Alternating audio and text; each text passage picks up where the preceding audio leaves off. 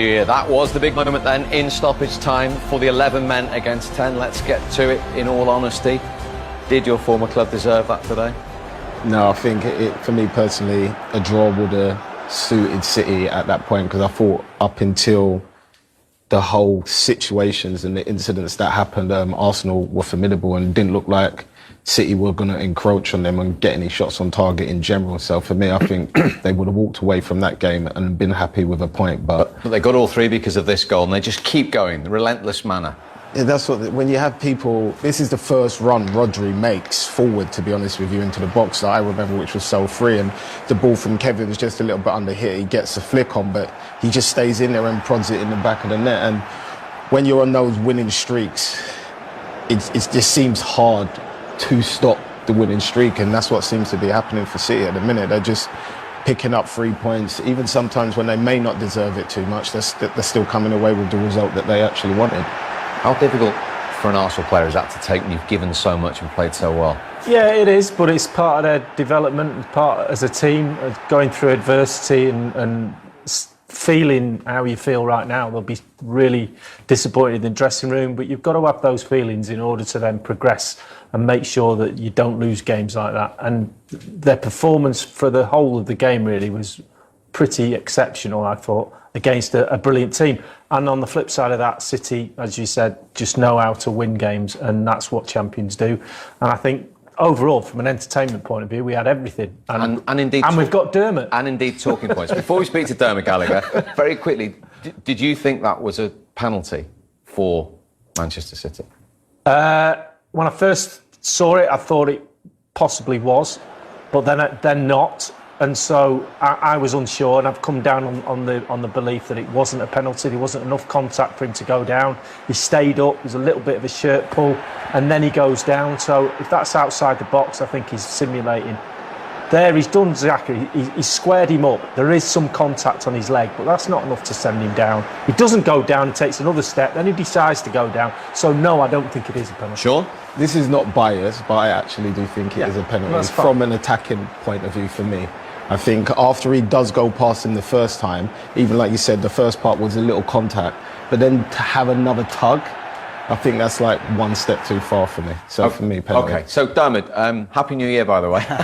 Nice quiet start. So Sean thinks it was a penalty, Lee doesn't, but that's irrelevant. So then it goes to VAR. Is that a clear and obvious error in your mind to overturn?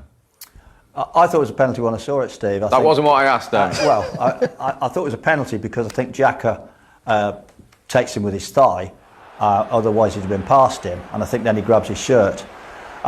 Stuart, obviously, I don't think sees this, but once you look at the VAR, I think Jared Gillett was really, really good. He recommended Stuart go, and he talked him through it. He talked him through there. There's the contact.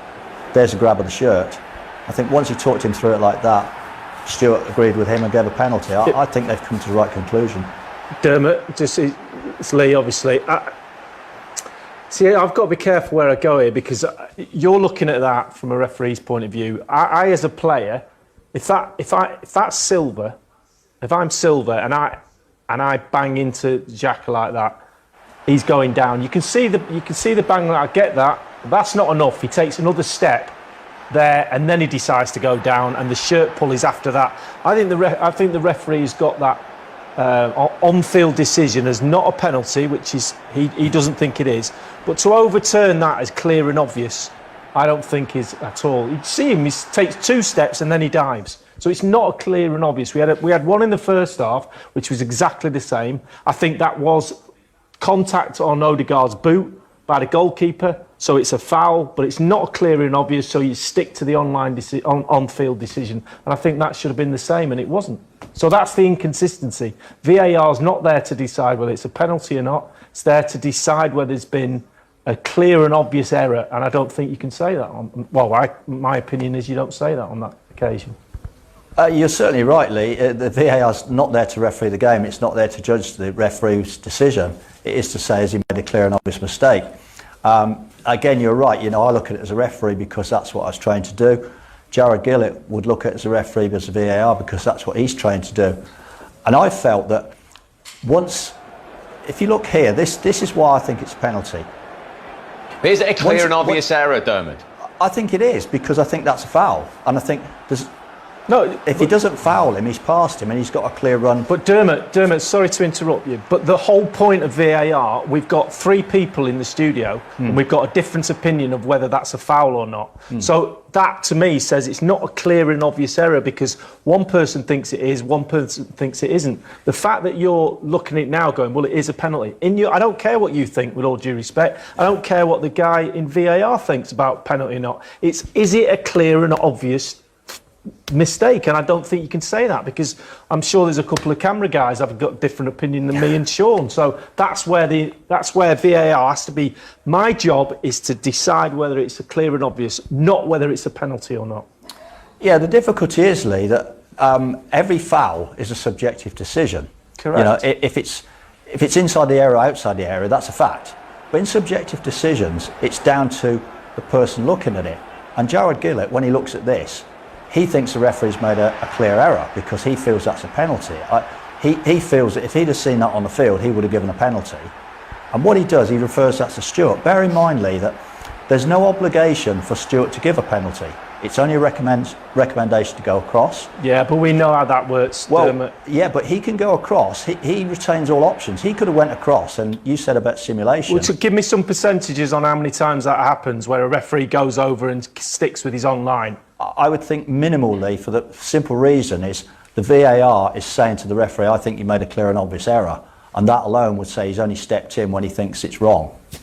Okay, sorry to interrupt your personal conversation. But, one question now, which an awful lot of people are asking, so I'm asking it on their behalf, Dermot. Why then in the first half, in the incident that Lee's talking about, was the referee not asked to go and look at this in terms of consistency, if the second half was and the first half wasn't?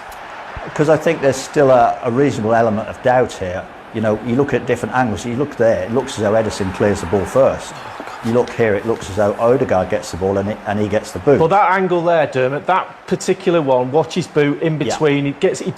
It's obvious he does not get the ball on that angle. The other angles, it doesn't matter. The one that shows you him kicking Odegaard's foot onto the ball is the one that the ref goes, he's made a foul. But is that clear and obvious? No. So you stick with the on-field decision, surely, which he did. Which the referee on the VAR But then he did. didn't in the second half. No, I think they're different incidents, Lee, and that's my point. It's that Jarred Gillett wasn't there to be judge and jury on Stuart's decisions. He's not there to re-referee the football match. He's there, I think, on the first one, he felt there was enough doubt. On the second one, he felt that it was a clear and obvious error because he felt it was a foul. Sean, and therefore he recommended were you a little concerned in the first half that was going to get looked at from the first monitor? Yeah, for me, I think, and even I said to Lee after, the more and more I've seen that replay, the more and more I feel like City just got away with one there that could have possibly been given as a penalty. For me, like, I can't really see how much of the ball Edison gets. For me, it looks like he doesn't get any of the ball, and it looks like he gets a bit of foot. This is the one. He gets a bit of foot there, which kicks the ball the other direction. But so, like I said, the more I'm seeing that, like that would have been a penalty for me as well. I think as well. Okay, so Bernardo Silva's was awarded, as we know. Riyad Mahrez had a long time to wait, didn't he? Yeah, he did.